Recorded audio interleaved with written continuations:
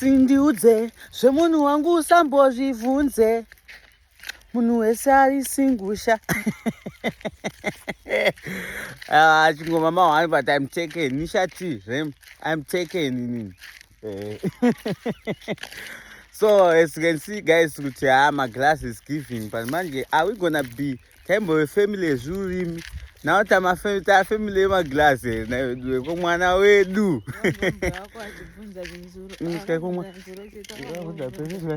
Mwana unyazoona.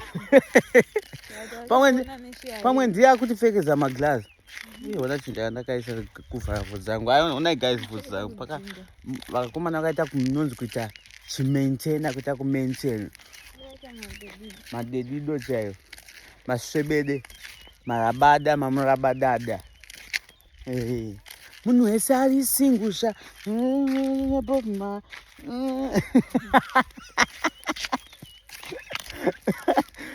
So manje takufamba nemaumbrella kwete kuvhara zuva ka. Aya mvura. So tikuti chi? Hai kanzi crazy. Ini anenge angondikumbira chibaga asina kuuya kuzorima.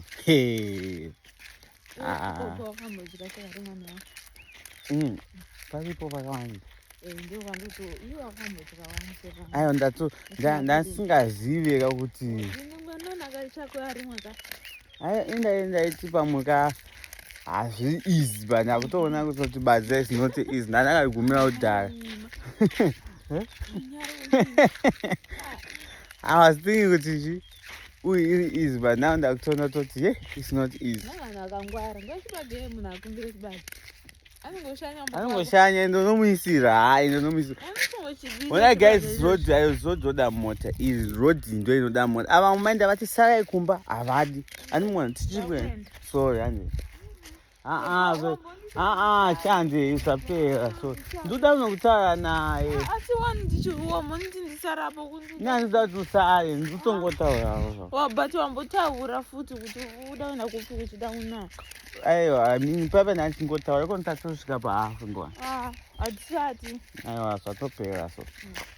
Uchida kufamba kwaunongondiudzako. Because wambondiita futi kuti udaenda kupi kuchina. Aiwa, zvatopera paya. Zvatopera. Saka ndanda kutongotaurawo. Kungoudza vanhu kuti munhu aramba kuti kusara is not there. Aiwa, indada kuti kusare but wazoda kuwe. Tiende kwamuri kubva. Naizvozvo guys, munhu ndakanda muti asara auda kudzokera apa hafu.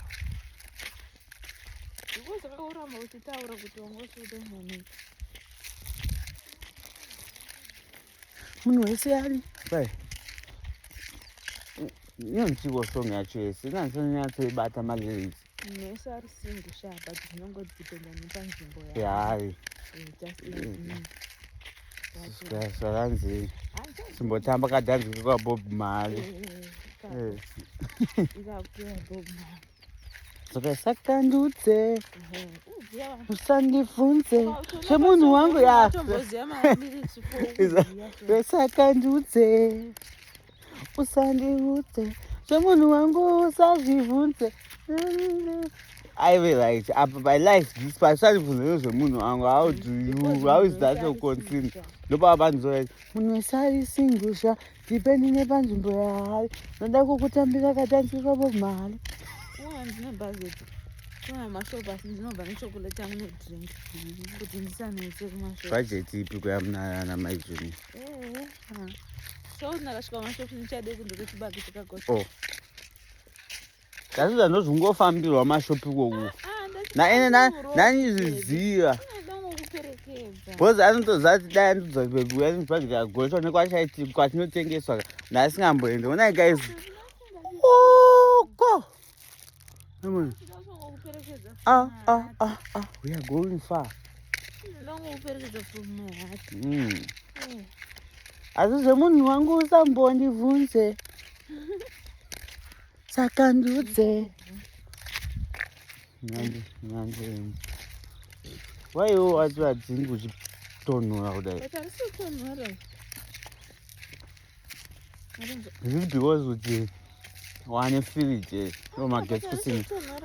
Guys, kune wanchinja ndakugadzisa soon. Hama zazi mabhatizo akafana chaipana chakapuwa here adhotesani cheche munakachona. Do you think that thing chokwanisa kusumudza fridge and and my lights, TV and stuff? Because stove yedu haishande magetsi. Because nayo magetsi inonetse. Etisi chinhu chakadaro kana chisumudza. Tatwa gas. Guys, ku-FT gas tine mafiriji egasi also tine mafiriji futhi ebattery. Mai manje vanoenda nemota inangu ndichakutakurai. Handimuzwa vanhu vari kundisiya. Ndichakutakurai. Hapana mari yedu apa. 50 cents here. Iyoyo kunoku yakakosha. Unozotora mavheji. Muchini mavheji. Pezvangu vakati munozowezvezvani mushonga pamuchini. Boss, hii magetsi anodiwa chamai. Sisi macontent creator. And I thank God complain atakaisaya ku network guys. Yakashanda. Ikona nyama magetsi akaenda sei network inongoyamba iriko. Nawo zvikadini network inongoyamba iriko. Munhu wese ari singusha zidepende nepanzvimbo yaari.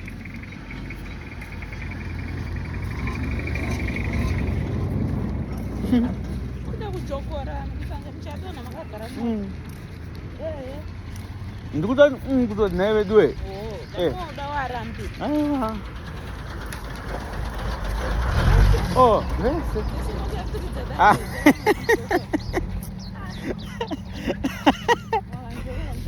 Guys, let me tell you something. What happened yesterday when we were in town? Tasangana nemafans akawandisa. And which is mafans awo atesingana utema attend. But iwewe manje ukandiziva ndisina kuziva, you don't need to be rough kwandiri bozi.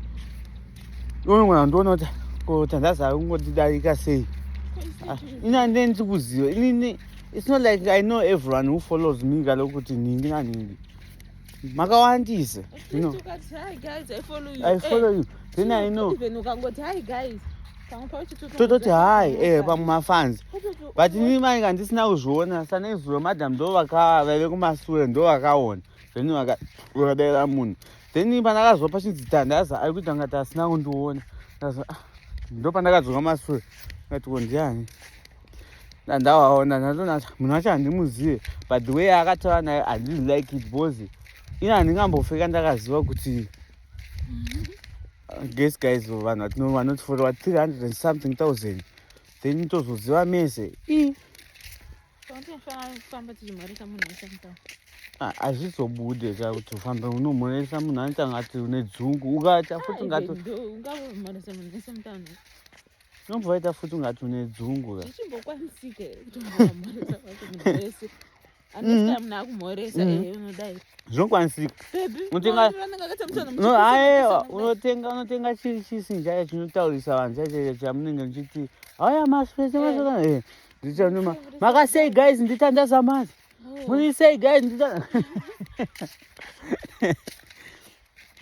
So guys, why I bring this conversation, I respect my followers and you are like our family and we love you. But my atizombokuzive mese. So kune a lot of people kutoti nezuva chako vaitopesa vatoya because they know kuti, and some of them they know kuti obvious avambotiziva toti tima followers yenyu, and that you feel like wow. So these people they are following sa manje ukangoti tasa kutoita ngati asunzo ndokuona sei ndisingakuzive and ndingangodarika munhu. Is it okay kunongokusvika ndokumhoresa and futi unenge uri munhu wechisikana? Most emafollowers edu mazhinji I think they are girl child. They are gender. So guys, it's right. Gender female. So guys, we're gonna do a video, then we'll post it on YouTube. That video is gonna be for reviewing our baby gender. So just stay tuned. When we come back, Bora, I don't want to tukatukaenda. aiwa munhu wese aisingu so akanokuda ndinzega inini ndakura kumusha guys. No.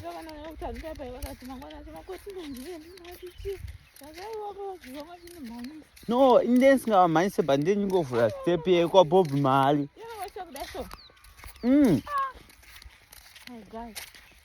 Ponenzazva ndikufambira.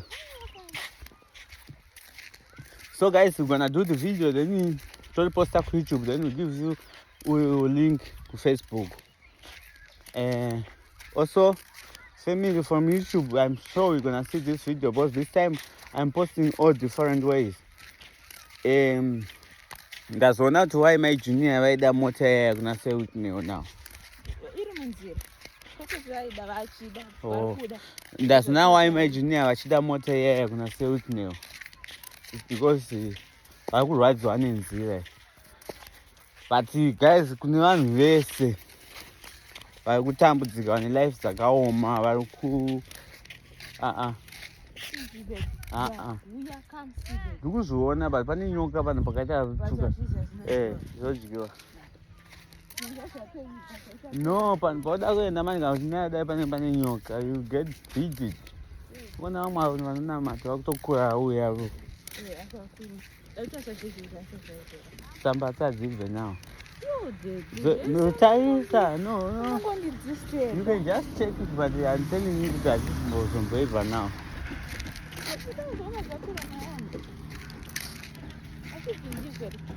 Azite. And it's got to be about before I wanna trust me. Alright, like what I was saying, guys. Let's go Shupika. Let's go panguva yakaoma vese vari kubhiziviswa kunze your life will never change. Trust me, your life will change. Anokwana zvese maruva here handidzo kwe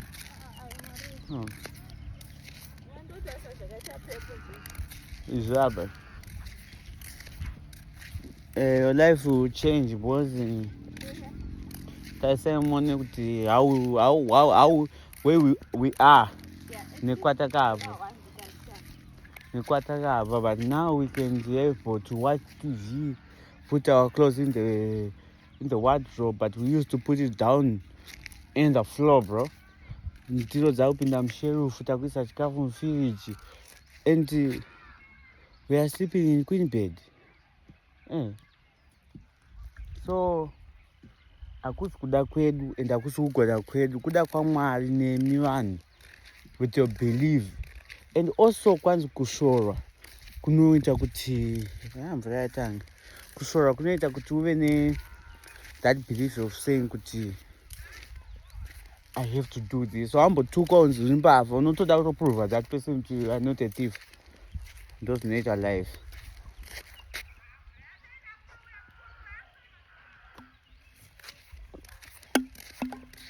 Ikati mona hiyo uyaniambuleka ndokanganisa kati yangu this way. Bye bye guys, have a nice day. And this video mchaona kuma time because zvakarembesa mbendibate andokubva nemvura inini kaukandisa outside roko richafana bata ndei life is good in Zimbabwe. Like that. Yeah, that's good. Right. So bye bye guys, life is good in Zimbabwe. Like I think enjoy life. Mwana nachita machoke madhula for 2 years.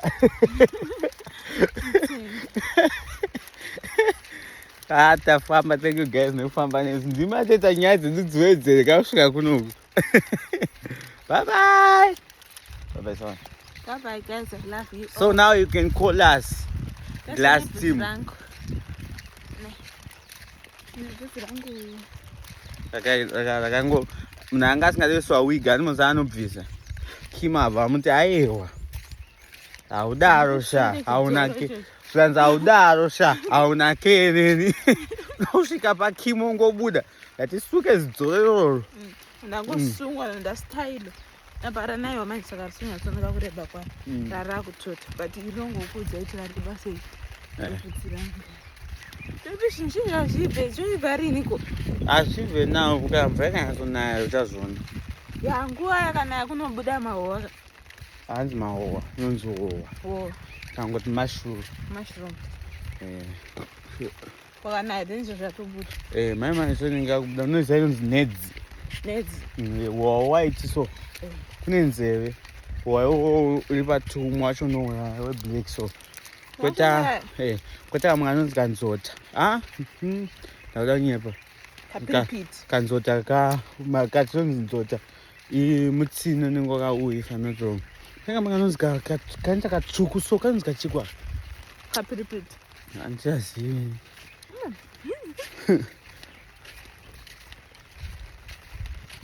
kunayo magoste mukamatoti luka like look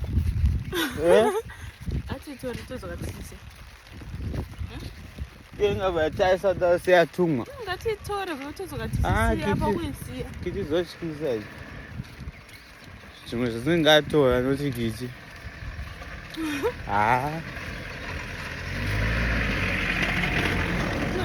yobva achiita munhu ichiyakachasa kuno iwe utsaka tukava mutumbu basa kutiza mota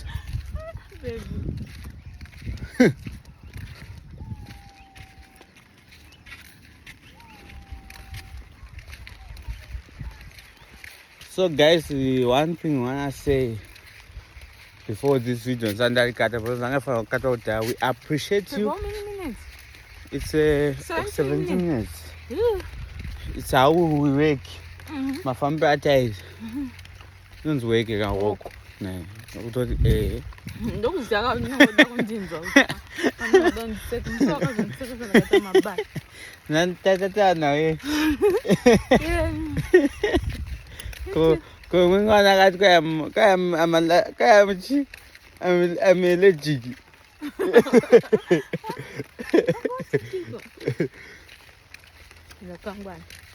So guys, thank you so much. We love you so much and we are here because of you guys. Now kono changosaya kuti magesi ati mapedze bonda kubowa maglasi aya avepo and we are all okay now. We are okay now. Now we are able to watching TV, light. We are able to walk in the sun without affecting by the sun. We are able to put our freezer in our pocket. And now guys, we are able to do everything we want like you. When we say we want like yeah. Was it Papa pizza? Oh, I told you you are quite good on Obama boy, but pizza, I told you. But Papa, you up as well, God ways. I saw a phone on ways. Can about TV. TV. Because my sister